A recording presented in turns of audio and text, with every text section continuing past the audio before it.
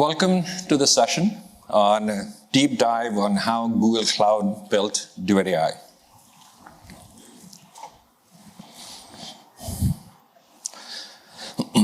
My name is Rakesh Dhoopar. I'm part of the product management team at Google Cloud, and I'm joined with two distinguished colleagues. We'll be coming up on the stage in a minute. Cyrus, he's a senior tech writer in the Duet AI team, and Dima, he's a senior product manager in the Duet AI team focused on chat experiences. So for this particular session, we're assuming that you have some basic understanding of what Duet AI is. So you've been at this event for the last day or so. I'm sure you've heard something about Duet AI, or Google has been talking about this since I/O. So there's some familiarity with what Duet AI is and what are the use cases it covers. This is a 200-level session, so we will be diving deeper into how we built Duet AI, what were our experiences, what we learned, and that is what we want to share with you. So as you embark on building your applications that are LLM-based or using generative AI, you can learn from the things that we went through and hopefully use them as you build your applications. Towards the end, we'll have a brief discussion on the roadmap and talk about what are we thinking about in this space for the future. So without further delay, let's get started. So first of all, just a quick recap on what Duet AI is. So Duet AI is the integrated AI assistance across all of the GCP products. So it's integrated AI assistance for developers, it's integrated AI assistance for operators, for security users, for data users, and everybody interacting with Google Cloud through the variety of different interfaces, whether you're working through an IDE, whether you're working through Cloud Console, or you're interacting with GCP in other ways, you will be exposed and you will be using Duet AI. Now, whether you are a beginner or an expert, everybody will benefit from Duet AI. So like I said earlier, this particular focus will be on the specific use case around chat experiences. Not the coding, not the other experiences, but the chat experiences. And so we will look at what we did around building the overall chat experience. Now, anytime we're training a model for that, we need a lot of data. And for Duet AI, we used Google Cloud documentation, Google Cloud best practices, a lot of blogs and other content that we publish to train the overall models. So like I mentioned a second ago, Duet AI is exposed through many surfaces, but for this particular one, we're going to focus on the chat interface. Most of the time, you will see the chat interface show up on the side panel, and you can interact with it asking questions. But as I will talk through the session, you will see in some cases, it is also embedded within the console itself, within the UI itself, so it's not just a side panel, it's integrated more thoroughly through the product interfaces. So let's imagine a new user who's starting to use GCP. They want to learn about GCP products. They may have some common questions about the different products that we offer. So that user could start by asking a question about the services GCP offers. In this particular case, what is Migration Center? And Duet AI will provide a response, and the response can sometimes be long. And if you are somebody who just wants a brief response to see what is the service really about, give me a 2-line summary, you can have a follow-up conversation and say, just summarize this in 2 lines, and you will get an appropriate response. Now, as you start becoming more familiar with the services, Google offers lots of services. You may want to go in and say, what is the service that is most appropriate for your use case? And you can ask that kind of a question. So in this particular case, for example, if you want to use a data service, you can ask, what is the difference between Spanner and AlloyDB? And which one is more appropriate for your specific use case? Now, as you become more familiar with Google and all the cloud services, you want to start asking how-to questions. You've decided what service you want to use. You want to be able to say, how do I do some specific task? And so you can start asking those kinds of questions as well. As shown on the slide here, in this particular case, the user is asking, how do I connect my data sources to Looker Studio? In response, Duet AI will provide you a summary of how you can actually go do that, and as well as provide some information with links to go look for additional information. Now, you're even more familiar with these services. You want to start running some commands against these services. Now, who here remembers all the commands in G-Cloud, all the arguments and parameters, and all the different YAML file syntax that we have for configuring these things? Probably nobody. If you do, you can talk to us offline. That would be awesome. But so you can go ahead and start asking questions about G-Cloud commands. And in this particular example, for example, here, and if a user says, give me the G-Cloud command on how do I list idle VMs. And so you get sorry, I moved in the other direction. So you get a response back from Duet AI indicating what that G-Cloud command is. And if you notice towards the middle of this command, there are actually two template parameters, right? The project ID and the location. As we sit here right now, Duet AI provides you generic commands, which means it does not understand who you are, what projects you are in, what resources you are using. And that aspect of personalization is something that we're actively working on. So when I come to the roadmap section, I will talk a little more about that. So when personalization is added in here, these commands will be much more constructive in the sense that they will fill out this information automatically for you. Now your experience with Google Cloud becomes richer, and you start looking at other things. So let's say you run into a problem, and you want to troubleshoot something. You're in cloud logging, you're looking at Logs Explorer, and you see all these different logs that are available. Somebody else wrote those logs. You didn't write those logs, and they are in some JSON format. And JSON's a good structured format, but not the easiest thing to understand because everything is just like broken out in many different parts. So you can select a specific log event and say, explain this log event to me. And so you will get an English language narrative and a summary of what this log event is about. You can follow it up by saying, why do these kinds of errors happen? And you will get a response indicating why those kinds of errors happen. You can have another follow-up question and say, what actions can I take to fix those things? And so you will get a response accordingly. Similarly, if you're looking at code, and let's say you inherited somebody else's code, I have yet to run into a developer who said, that person wrote awesome code and I'm inheriting it. Most of the time, the first thing they say is like, oh, that was really bad code. So if you do want to understand what some piece of code is actually doing, you can take that piece of code and ask Duet AI to summarize it for you. And you will get an appropriate response as well. So hopefully, this gives you just a general quick idea about the different kinds of interactions you can have through the chat experience. Now, this is not an exhaustive list of all the use cases that you can have. There's many, many more things you can do. But in the interest of time, we decided not to cover everything. But now we want to pivot and show you the behind the scenes look. Like, how did we go about building this? What were some of the challenges? What did we learn? And for that, I would like to invite Dima to the stage. Dima.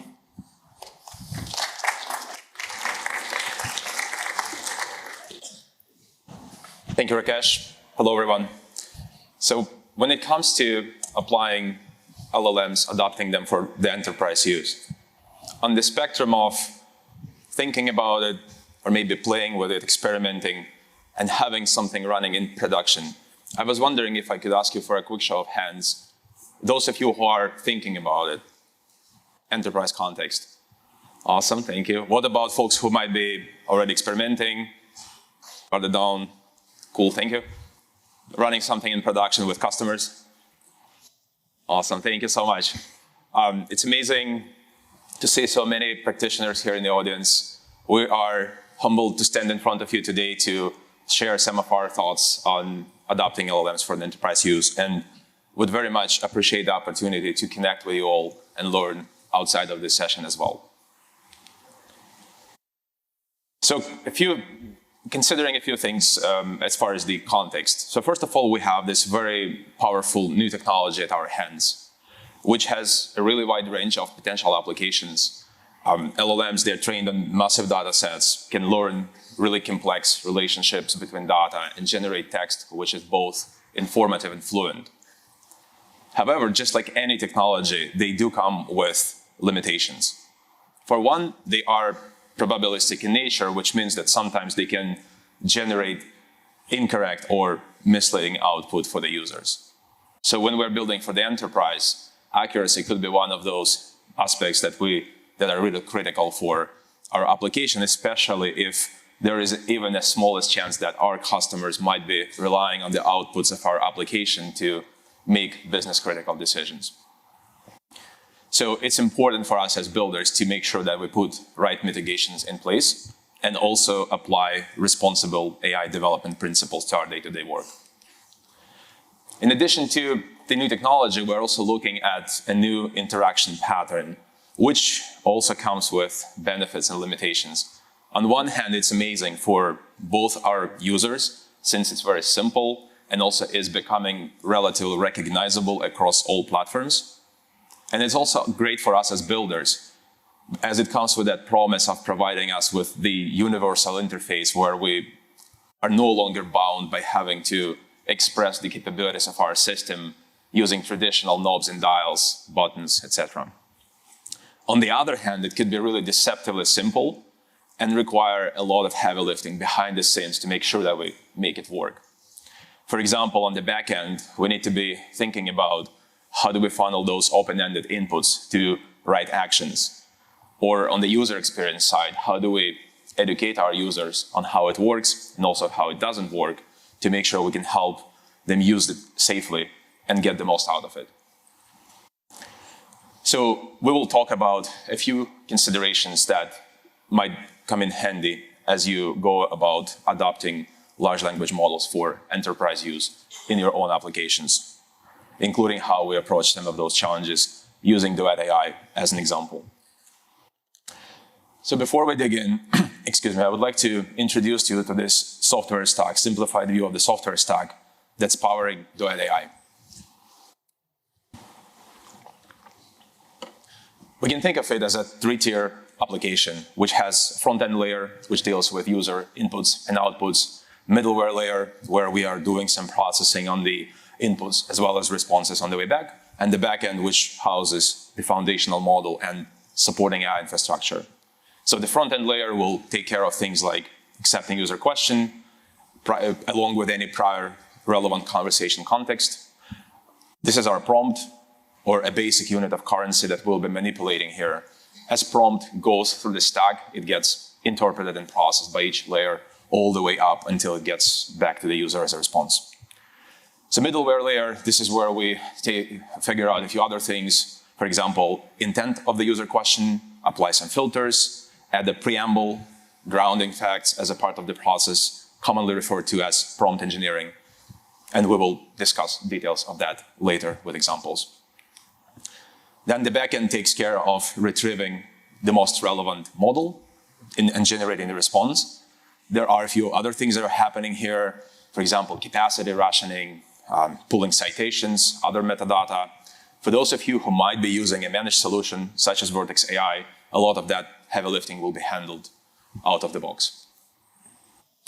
Now, on the way back up, this is our other opportunity to double check the response for quality before we parse it and present the response to the user in a way that's easy to understand and use.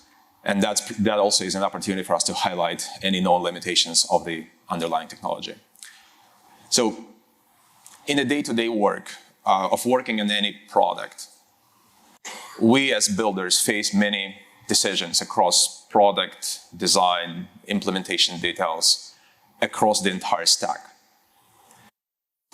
As we think about those, it's important for us to calibrate those decisions against those responsible AI principles. They are important for both consumer and enterprise application contexts. But as we unpack those in the context of enterprise, the implications might be different. For example, again, safety and accuracy could be especially important for enterprise applications. So we strive to apply those principles in our day-to-day work on Duet AI, And we also would like to highlight and share a couple of practical examples with you of how we do that across the stack. So for the rest of the presentation, we are going to assume that you all already have a product or maybe a customer problem in mind that you would like to try tackling with the help of large language models. And we will talk about topics that we think you, just like us, might run into as you adopt LLMs for the enterprise use. From selecting, configuring, and tuning the foundational model, to experimenting with prompts and prompt engineering, to building user experience, and to all the way up, as you put those layers together, testing to make sure that it all works. We'll talk to you about 14 concepts across these 4 categories, highlighting techniques that you might want to consider when you build an end-to-end application.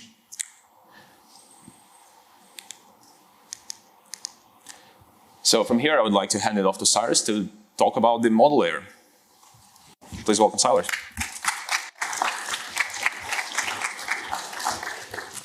Thank you, Dima. For us, as builders, a really powerful breakthrough with language models is that they're much easier to tailor to your use case than, say, traditional machine learning models.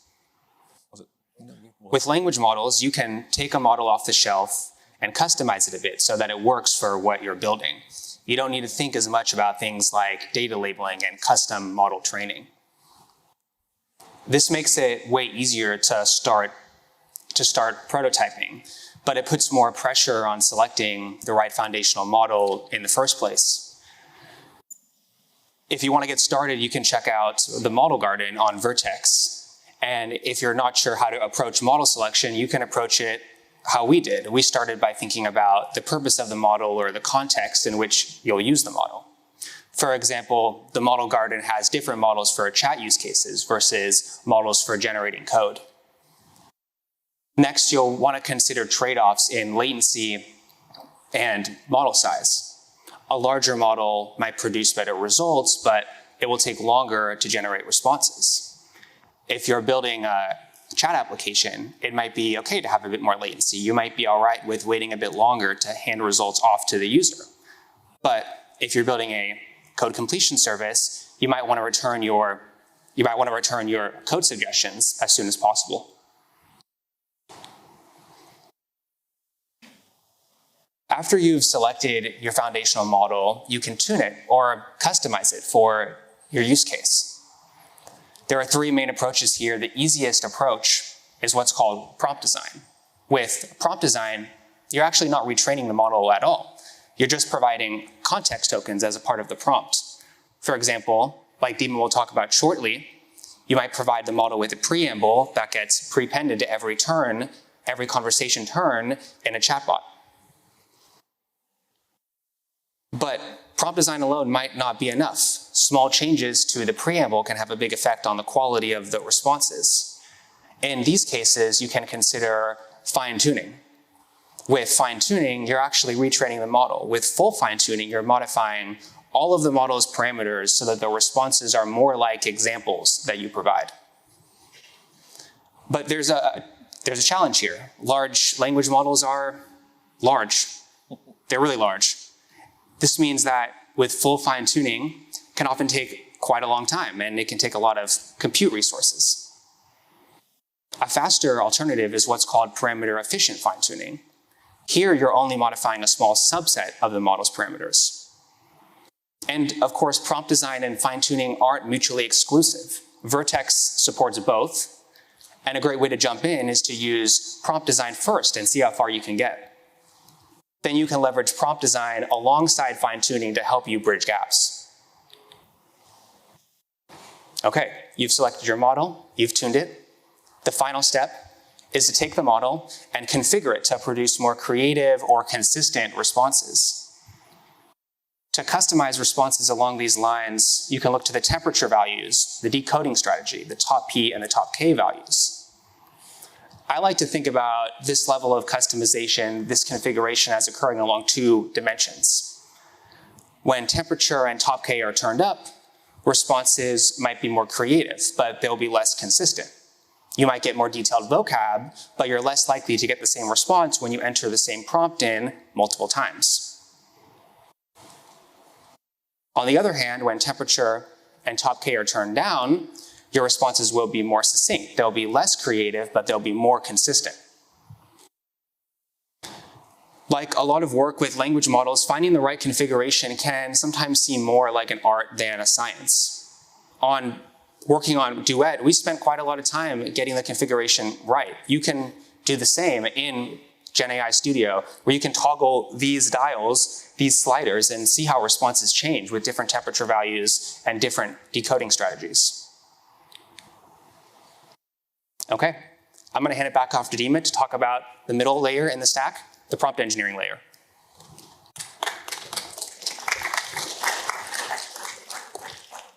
Thanks, Cyrus. So now that you have your foundational model selected and configured, let's talk about a few things you could do in the middleware layer to further customize your application to your particular domain and use case, and ensure high quality of responses. We'll talk about both a few things you could do on the prompt side, on its way down, as well as on the way back up, as far as the response post-processing is concerned. So first, let's talk about Preamble, which is a set of instructions that we pass to the model on every conversation turn. This helps our foundational model accommodate itself to our particular use case. So for example, for Duet AI, we would include some instructions to respond as an expert in Google Cloud. And this also helps us make sure that our assistant stays on brand and responds in the tone of voice specific or unique to our organization. A few thoughts on how to use static preamble effectively. First of all, don't think of it as a magic solution, but rather as a guideline on what you would like your assistant to be able to do. It can be really tempting to include everything as a part of the preamble. For example, you might want to limit your assistant so that it doesn't respond to questions that are unrelated to your domain, but you still need to think about guardrails, which is something we'll talk about in a minute. Number two, we also found that being specific as you can in your preamble helps a lot. Like for example, in the case with Duet AI, if we were to get a database related question, we might want to include more specific instructions rather than saying, be an expert in everything Google Cloud. We can say, be an expert in database administration in Google Cloud, and that helps. And finally, simple preamble can go a really long way. From our experience, we recommend you starting simple, not overanalyzing this, just include the most important information you would like your model to have.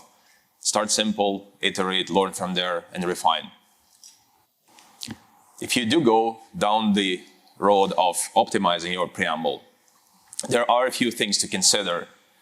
It all can be model and configuration dependent, but we found that even subtle things like tone of voice, punctuation, order of words in the sentence could have impact. For example, at one time, during one of our early iterations on Duet AI, we found that the tone of voice, for example, using please feel free to discuss certain topics, worked materially better than being more firm in saying only discuss these topics. Of course, there are multiple contributing factors, including perhaps the training data that you use to tune your model. For example, in our case, some of our documentation tends to take softer tone. So as a result, the model may be able to understand instruction given in a similar language better. Again, this is just another illustrative example to highlight the importance of experimenting and with different variations to find out what works best for your particular use case. So now we talked about how we could use Preamble to provide guidelines on what we would like for our assistant to be able to do. We also want to think about what we would like our assistant not to be able to do and express those as guardrails. Starting with the basic ones, which essentially are filters that we apply to the user query before we send it down to the model for response generation, or even before we do any prompt engineering. So this is our first line of defense in protecting the user, as well as helping ensure safe and responsible use of the large language models. We can implement this layer using regular expressions, as well as machine learning safety filters. For Duet AI, we use a hybrid approach, where, for example, we would leverage regular expressions to filter out jokes, which today are out of scope of what we would like for Duet AI to be able to do. We may change this later and inject some personality, just to share an example. A few thoughts on how to apply or think about basic guardrails. Again, in addition to protecting the user, this also helps us as builders to constrain the problem space that we're looking at and make it more tractable. Those are also very easy to implement and extend. Regular expressions, for example, also can help us, especially if we're dealing with open-ended inputs. They can help us with break glass scenarios where sometimes we cannot anticipate ahead of time all kinds of questions that we might want to block. So it's a really great first step, but it's also very hard to do everything in regular expressions, and we might want to think about specialized filters to make sure we can catch more sophisticated patterns in the user queries. So this is where the specialized or intent-based guardrails come in. So those are also filters that we apply to the user's query based on the user's intent. For example, for Duet AI, we would classify user's intent in one of many categories. For example, if the user is asking about VM cost savings, we classify that as recommendations related question, which is something that we definitely would love for Duet AI to be able to help with, so we'll let it through. Sometimes we get questions that are completely unrelated to cloud, like for example, recipe or restaurant recommendations. Those questions we block in case we do AI because this is, again, out of scope of what we would like our product to be able to do today. And in other cases, we also utilize guardrails to flag some of the known limitations. Like for example, for billing questions, Duet AI right now is not able, like Rakesh mentioned, to access user-level data. So we recommend to triple check the response to make sure that's valid if it's a billing-related question, and provide user with alternative means of accomplishing that. So a few thoughts on applying specialized guardrails. Number one, there are multiple techniques that exist for intent classification. We found that large language models work really well for intent classification and provide a really easy way for you to get started, where you don't need to train the model. Then again, this helps us further constrain the problem space to make it more specific to our application across the entire stack. The choices that we make here can make our job easier. For example, when we think about Preamble for Duet AI, we don't need to be concerned about designing it for use cases that are outside of scope. And also, finally, this helps us provide a more delightful user experience in cases when we don't have a good match for a given intent. We can fall back with a disclaimer that's specific to that context. And for those of you using Vertex AI, it comes with generative fallbacks that make it easy to get started and implement something like that for yourselves as well.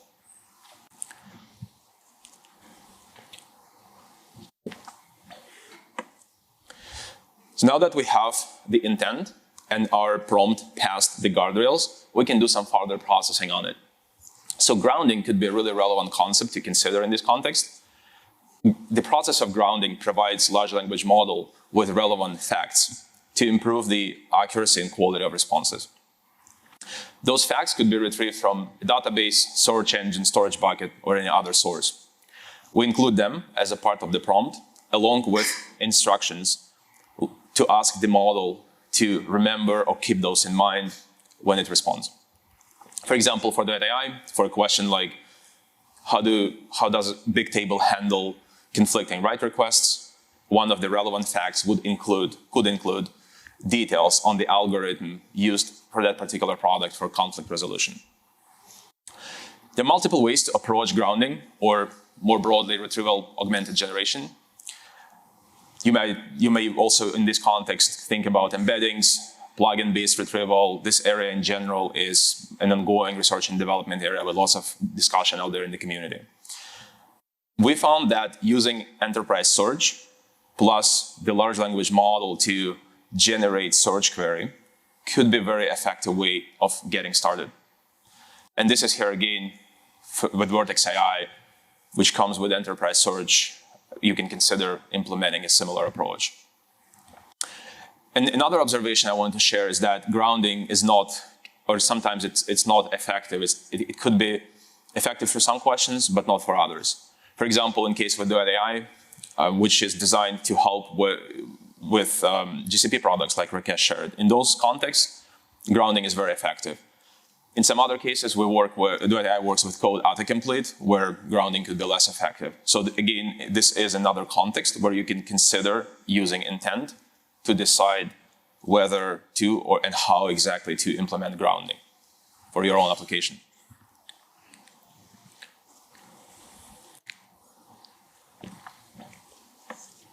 And now we're on to the final line of defense before in terms of ensuring safe and high quality responses.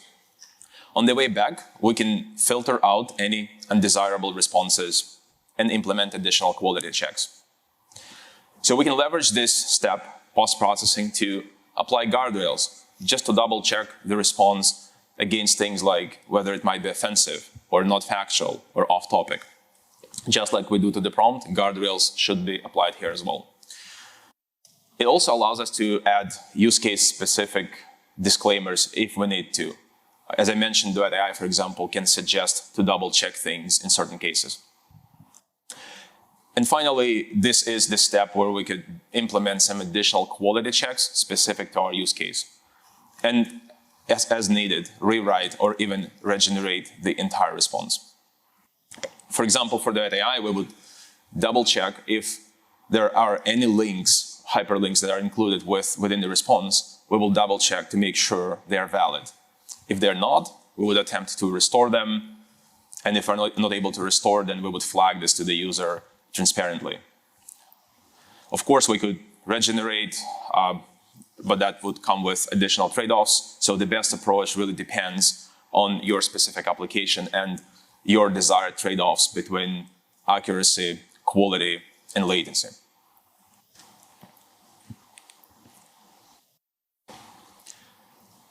So we talked about a few things we could do in the middleware layer to constrain the problem space to our domain and use case and ensure high quality of responses.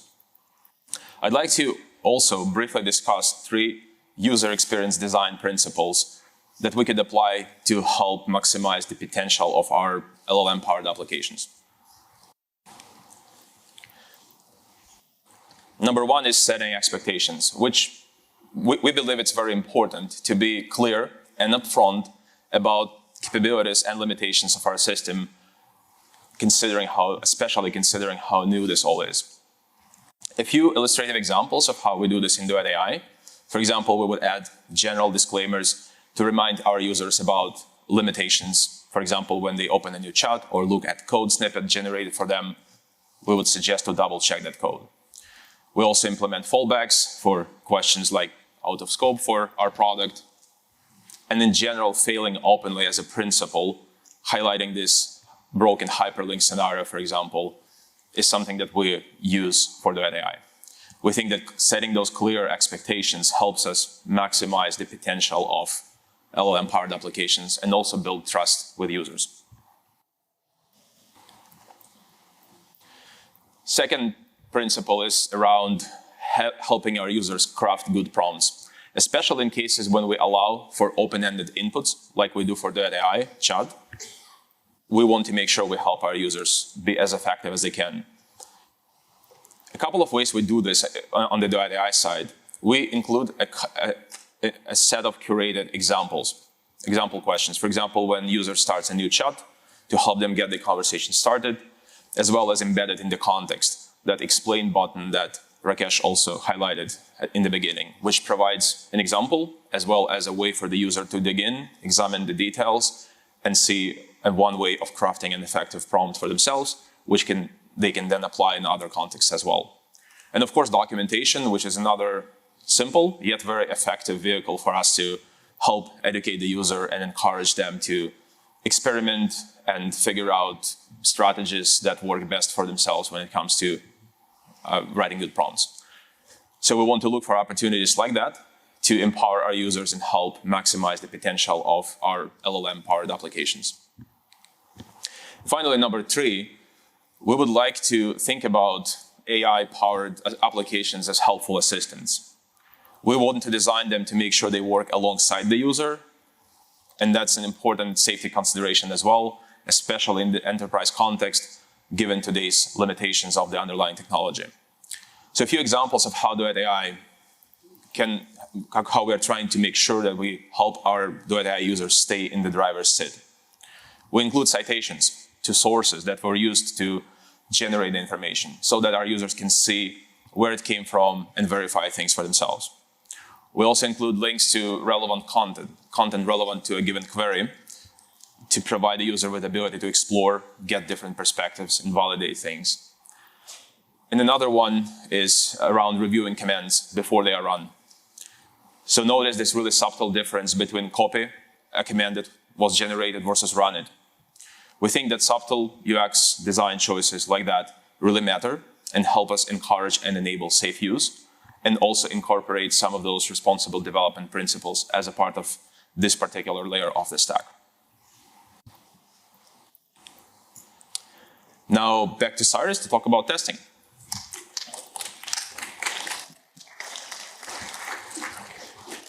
Thank you, Dima.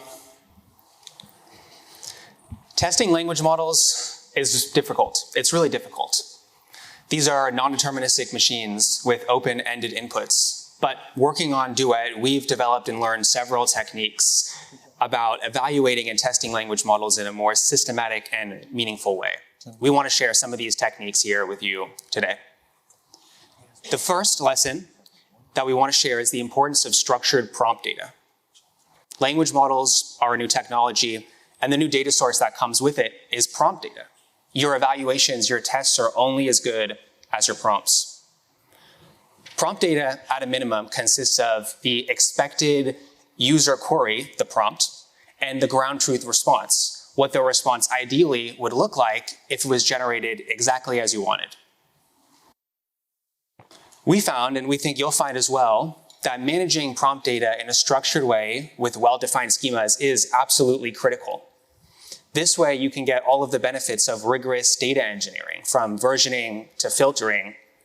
For example, we don't want to only understand quality broadly, we want to understand quality for specific products. We want to understand quality for specific programming languages. And we can only do this because we use structured metadata, because we have well-defined schemas for our prompts.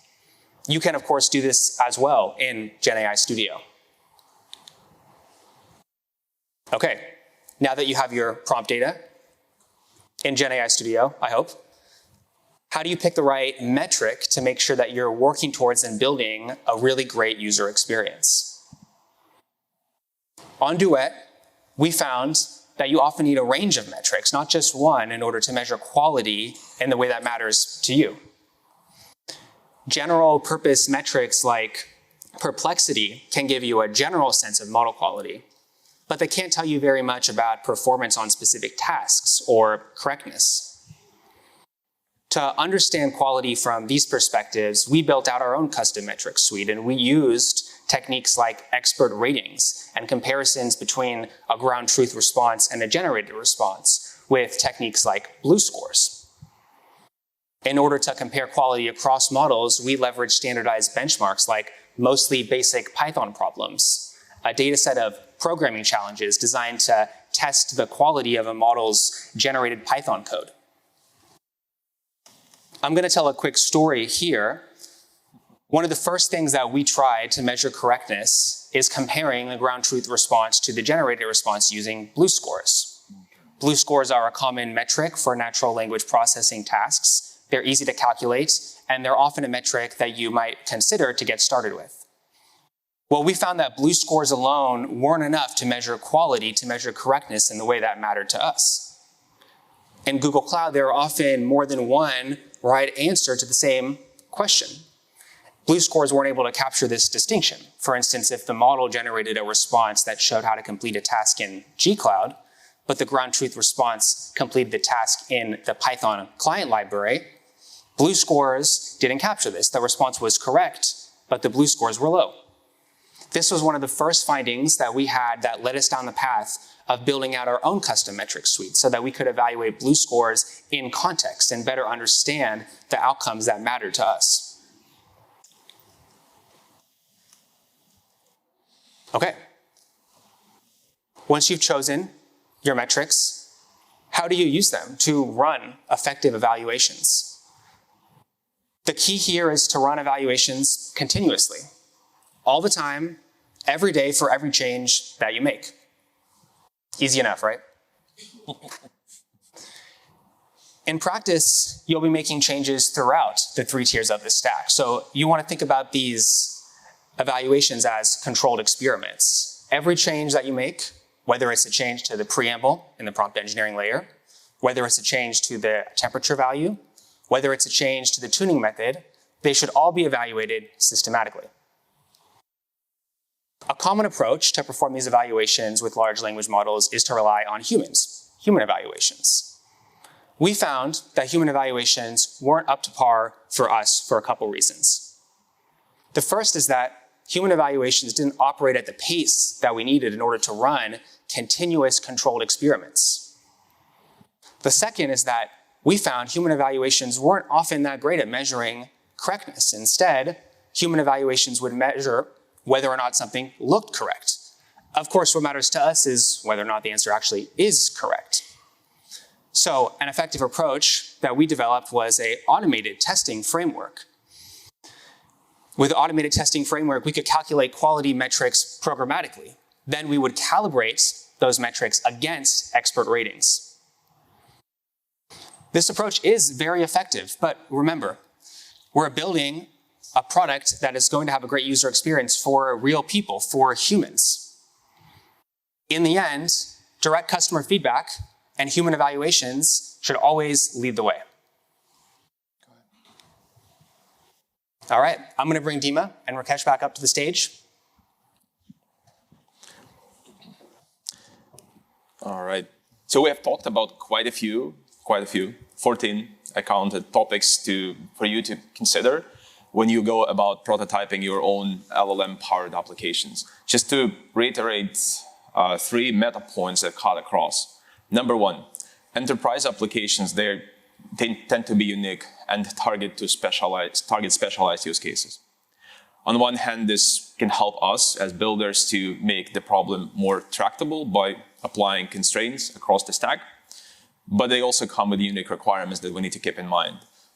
For example, we talked about accuracy, there's many more. Number 2, large language models still run the development as a domain, so as builders we need to stay agile and flexible, keep up with new trends, and at the same time balance fast experimentation with doing development responsibly. The good news is that getting started is easier than ever.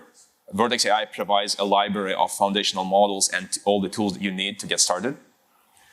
Potential applications of LLMs go way beyond chat that we highlighted today, and we hope that the general principles we discussed will come in handy as you build your own applications. Super excited to see what you do next. So,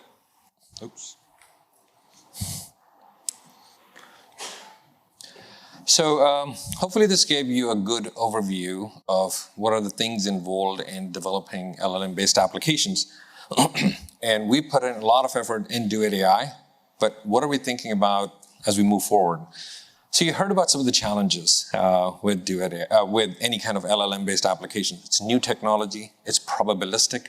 To gain the trust of your user, they expect perfect responses, but with the probabilistic model, it's hard to give a perfect response, right? So the things that we're going to focus on in the near future is make enterprise readiness for Duet AI a much more holistic experience, which means reduce hallucinations. We want to improve the quality of the responses. We want to improve the accuracy of the responses. And one thing that is probably the most critical is understand the intent of the user, right? I mean, the user can ask any kind of a question, right? We're not constraining them. What do they actually mean? And how do we provide the best response to the intent of the question, even if it may have spelling mistakes or poor grammar, but how do we provide a good response to that is the first thing. Second thing, like I mentioned at the beginning, is focusing on personalization. How do we make it understand your project, your resources, other billing data that Dima was talking about, so that the responses that we provide are much more rich contextually. And the last thing is this Duet AI experience will not just be a side chat experience, but be much more integrated, like the logging example I gave you. So wherever you are in the Cloud Console or in the IDE, and if you're looking for a specific piece of data and you want advice or suggestions or help about that, you'll be able to invoke Duet AI right from there. So for those of you who may not have attended other Duet AI sessions, or if you're interested in more, here's just a quick list. An introduction to Duet AI. I think that session already happened yesterday, but its recording will be available. So as you go back to your companies, you want to share that, that's one of them. There's a developer productivity focused session. That's tomorrow morning. There's a spotlight session this afternoon at 4:45, which kind of brings a lot of these things together. And if you want to learn about prompt engineering, there is a session tomorrow as well. Above all, if you want to kick the tires and try this on yourself and see what the experience looks like, go to the Innovators Hive, and there are demos there which are showing you the live product. Try it out there. Well, thank you all very much for coming. We really appreciate your being here and listening to us, and enjoy the rest of the event. But if you get an opportunity, do give us some feedback through the application. Thank you very much.